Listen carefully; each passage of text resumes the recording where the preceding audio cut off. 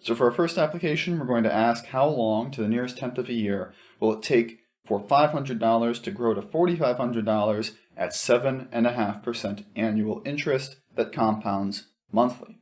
So the first thing we have to do here really is remind ourselves of that compounding interest formula. A equals P times 1 plus R over N to the NT, where in this case, the values we are given are that P is equal to $500. We're given a final value A is equal to $4,500. We're told that the interest rate R is equal to 7.5%, which isn't really fair in practice, but hey, we're just getting context for how this works. And we are given that N is 12 because we have that the interest compounds 12 times. That is, it compounds monthly. And what we need to find is T. So we can plug all of these pieces in there, and what we'll be left with is something like $4,500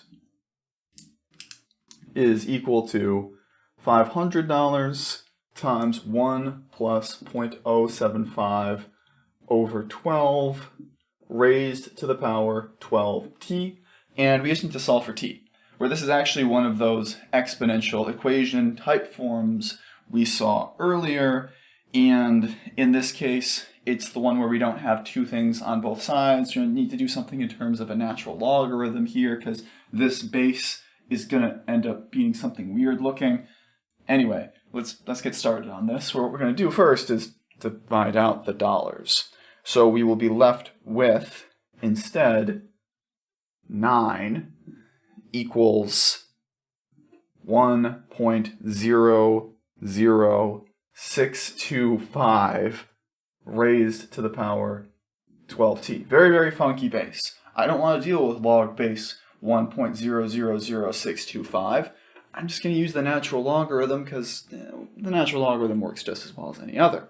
In that case, what we would end up with is natural log of 9 equals the natural log of 1.00625 raised to the power 12t, where the beauty of the logarithms, as always, is that we can just bring down that 12t, and then we'll just be running some division.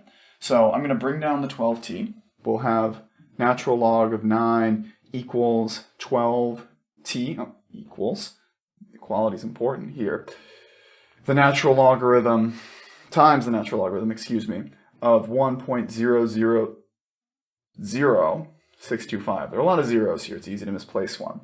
And then basically divide out logarithm, divide out 12, and we will get that t, in this case, is equal to, let's see, and just on the order of operations here, the natural logarithm of 9 over 12 times the natural logarithm of 1.000625, which I suppose you could bring that 12 in there if you really wanted to. I don't know why you would. Or you could deal with like a subtraction of those two things if you really wanted to, but they're not really nice numbers. This is actually fine as an exact form of a final answer, but most people have no idea what a natural logarithm of 9 years is, so you'd actually want to, approximate. In this case, you'd end up with a value that is about 29.4.